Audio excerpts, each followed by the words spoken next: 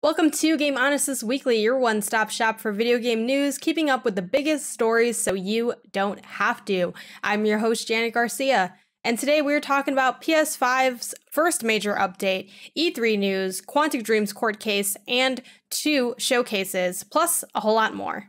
Starting with the PS5's first major update, which focused on storage options and new social features. This update was detailed on the PlayStation blog with the tagline, "First major PS5 console update lets you store PS5 games on USB extended storage, share gameplay across PS5 and PS4 consoles, and more." And they go into the details of each of these updates, starting with the PS5 storage expansion and management options. Again, you can put them on USB drives now, which is just, a cool way to expand your storage so that you don't have to delete and re-download, and the blog post actually points out that that takes longer than just having them on that external storage. It does go on to mention that because PS5 games are designed to take advantage of the console's ultra-high-speed SSD, PS5 titles can't be played from USB extended storage. And the titles cannot be directly downloaded to the USB extended storage either. So rather, this is more for transferring back and forth. For those looking for a better storage option, it does mention that the M2 drives will be coming in the future, that internal storage option, which should hopefully, I think, make it where you could just store stuff there, play stuff there, and have it just be more streamlined. So that's still on the way. It's not here yet. Not the best storage expansion, but it's better than nothing, which is what we had before.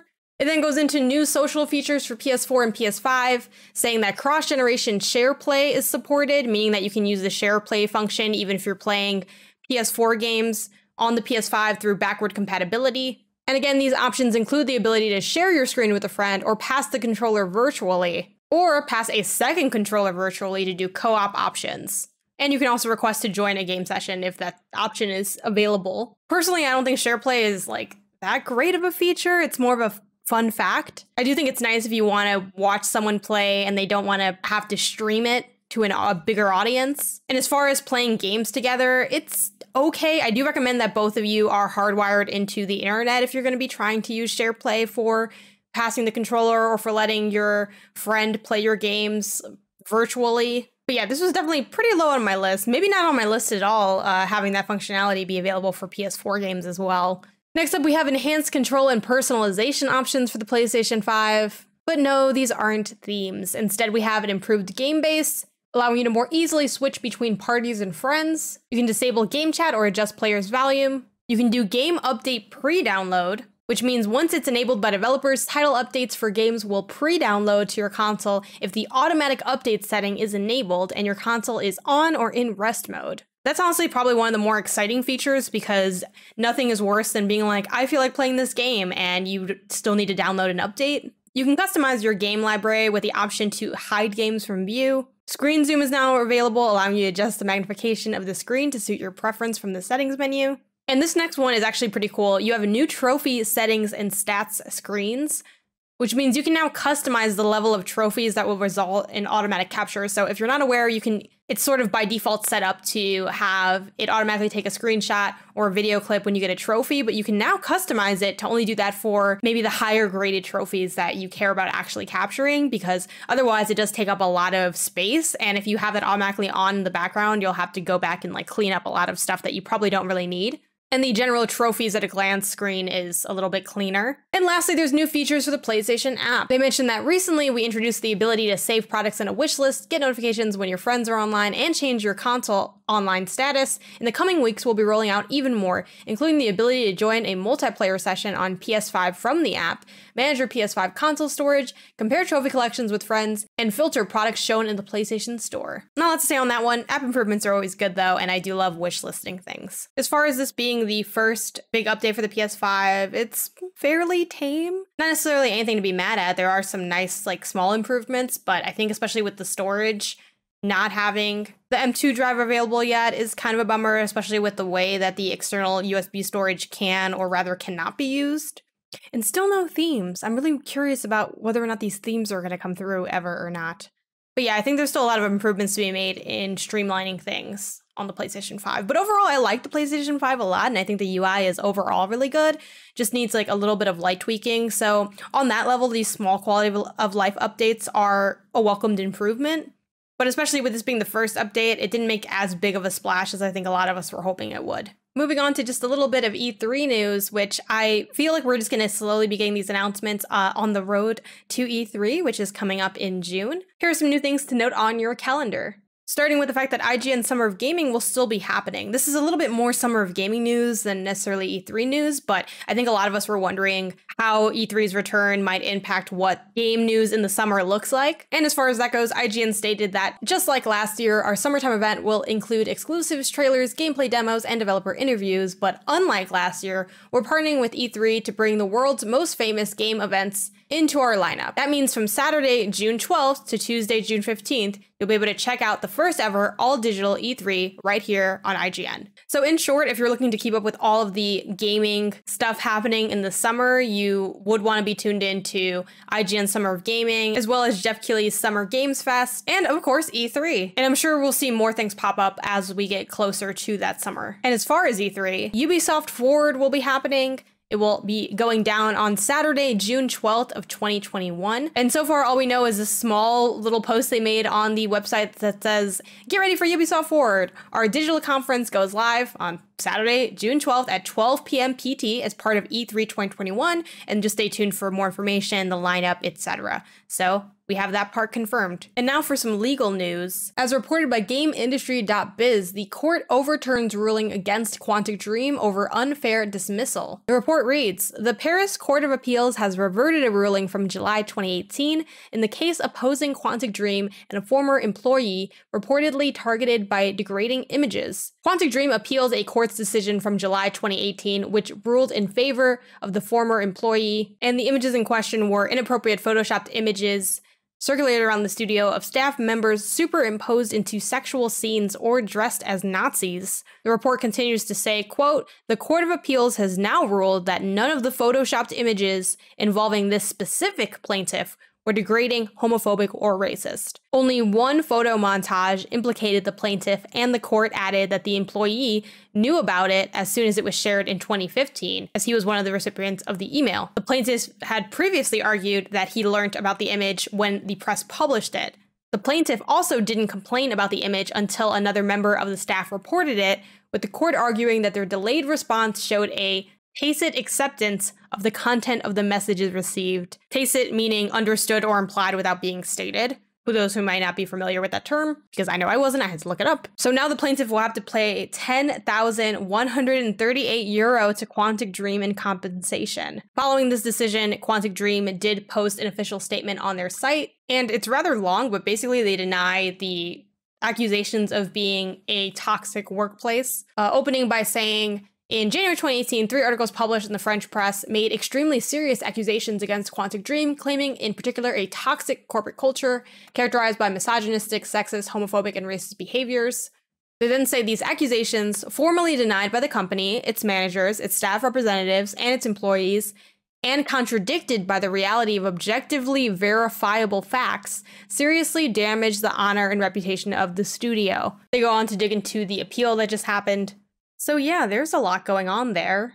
The fact that that employee was in those photos, and because it was decided that they had previous knowledge and sort of they're viewing those photos and not reporting it in the appropriate time span, implied that they were okay with it, and now have to pay money to Quantic Dream is kind of wild to me, honestly. And I do get that there's a lot of legal elements that are honestly outside of my realm of understanding. Like, I don't have expertise in the legal inner workings of a situation like this. So I can't really say, like, this is legally unfair when legally it could make sense. Again, I don't know enough to really have a informed opinion on the court's decision to overturn that ruling. But I do think that the whole incident, because it did factually happen, like those images did exist, does speak to problems at the studio. And I think it's a little weird to sort of not discuss that element of it. I hope good things for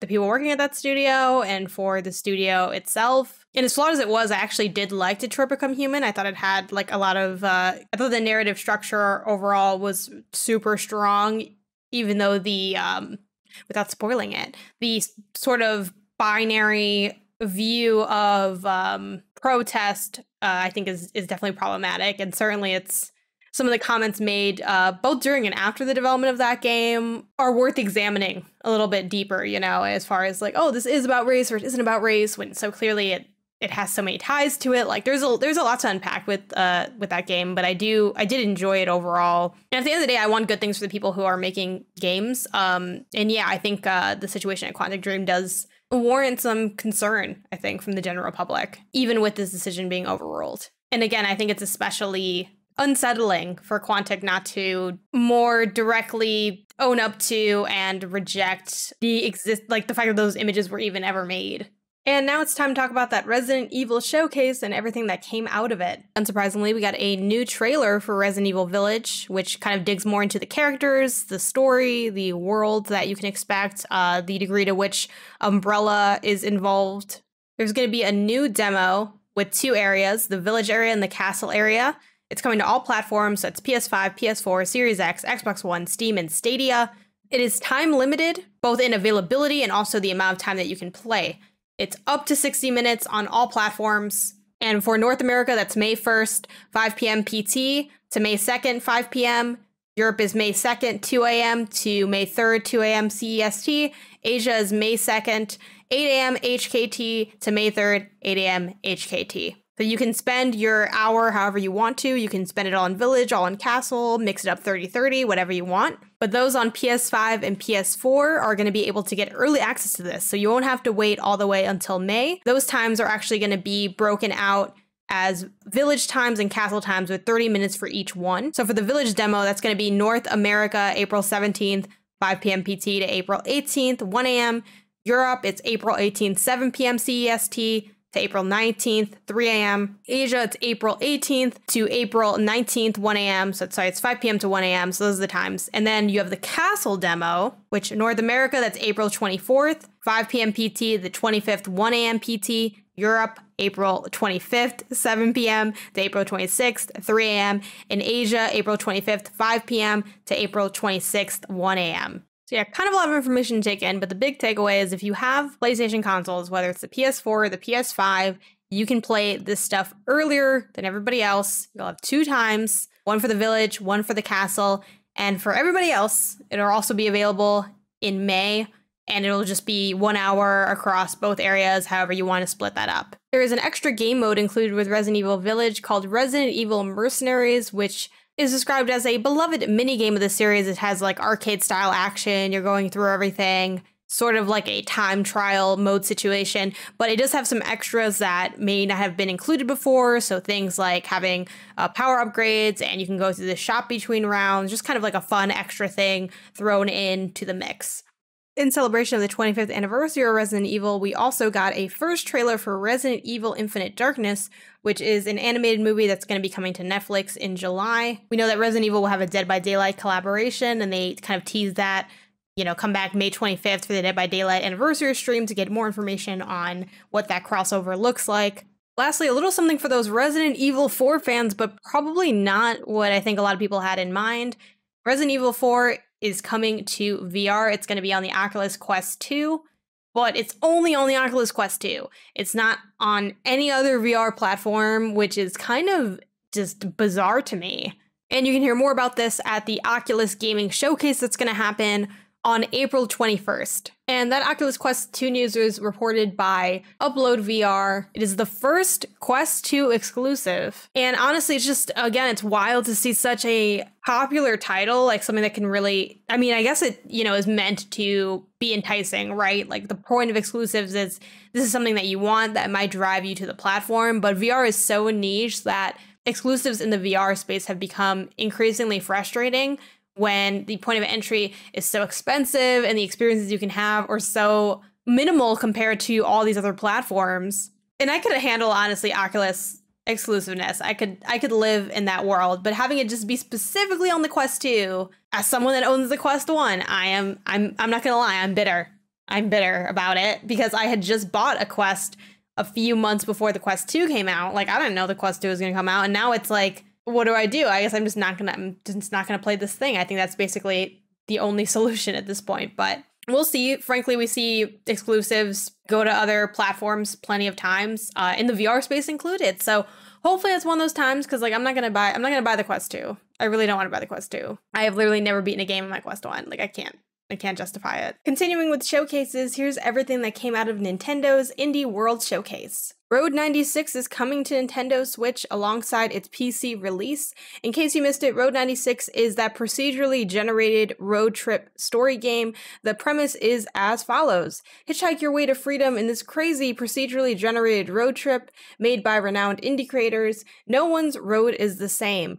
This is one I've been interested in for a while, so excited to see it come to Switch. Admittedly, the art style is not my favorite. I don't really like how it looks, but I do love the idea and the premise. As y'all know, I love my story games. Next up, Aerial Knights Never Yield is coming to Switch on May 19th alongside its PC release via Steam. This is a 3D runner. It's set in a futuristic Tokyo-style Detroit and tells the story of Wally, who has uncovered the evidence that can change his city forever. Explore a game with a dope-tastic soundtrack featuring the authentic sounds of a Detroit artist. So check this out. There is a demo available for it, which is cool. The demo is available on Switch. Next up, we got Last Stop. Developed by Variable State and published by Annapurna Interactive. This game's coming out July 2021, and it will be available on Steam, PlayStation, Xbox, and Nintendo Switch. Here's the premise. It's a single-player, third-person adventure set in present-day London where you play as 3 separate characters whose worlds collide in the midst of a supernatural crisis. Definitely interested in this one. I love a good overlapping story. Also published by Annapurna, we got Hindsight, developed by Joel McDonald. The premise here is, what if physical objects of everyday life, the possessions we hold close, were actual windows into the past? Peer into distant memories and unseen futures in hindsight. The release window is just 2021. Admittedly, this one didn't catch my eye quite as much, but again, it's Annapurna, so I will probably check it out regardless and see if it's any good. Next up, Ali Ali World, which is coming to Steam, PS4, PS5, Xbox One, Series X and S, and of course, Nintendo Switch this winter. Is another game in the skateboarding series, but this one actually looks really appealing to me. I played the first Ali Ali and I didn't like it at all. I actually kind of hated it. This one, I love the art style. It does very much have that like Adventure Time look to it, and it just seems fun. So I'm hoping this one is the one that grabs me in the series. Next up, The Longing. You play as a lonely servant who has to wait 400 days to awaken the king. And the 400 days is real 400 days, real life 400 days. However, doing things in the game can make time speed up. Honestly, this game doesn't look appealing to me at all. It looks really boring, really dry, really sluggish. It looks like a manifestation of depression. But part of me is also intrigued. I don't know. Part of me is a little intrigued. And I did have some people tell me that, like, oh, it's actually really good. This game's been out on PC for about 2 years. So I don't know. Look at it and see if that's something that appeals to you.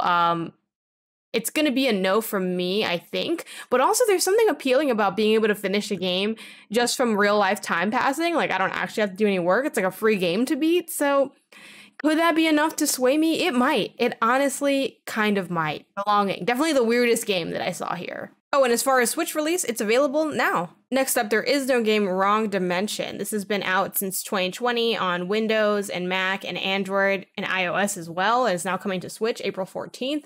And I don't really know what to make of this. It seems kind of odd. A lot of people did say it's pretty fun. It is a point-and-click comedy where you're going on a journey through silly and unexpected video game universes where you play long enough to find the game and find your way home. We sincerely think not. I don't even know what that means, so I don't know.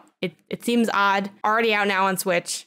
And while not a new game announcement, Teenage Mutant Ninja Turtles Shredder's Revenge is confirmed to be coming to Nintendo Switch alongside its PlayStation and Xbox releases. The release date, as well as PC, the release date is still just 2021. We don't know anything more detailed than that, but it will be coming to Switch, which is cool. Next up, Chris Tales, not really sure how to pronounce it, is a really stunning looking RPG. And I'm interested just based on how it looks alone. Like, if the gameplay is sound, I'm basically set because the art is just so good looking. It's coming out July 20th, 2021. You can already download the demo on Switch or on Steam. I haven't really checked the other platforms. And also, as far as other platforms, it is in total coming to Switch, PS4, Xbox One, and PC. Next up, Getsu Fumaden Undying Moon. It's coming to Switch and PC, and it won't be out till 2022, but I'm looking at the Steam release, and it's actually going to come out first in early access. So the planned release date is actually May 13th. So if you're interested in this, you can get a jump start on playing it on Steam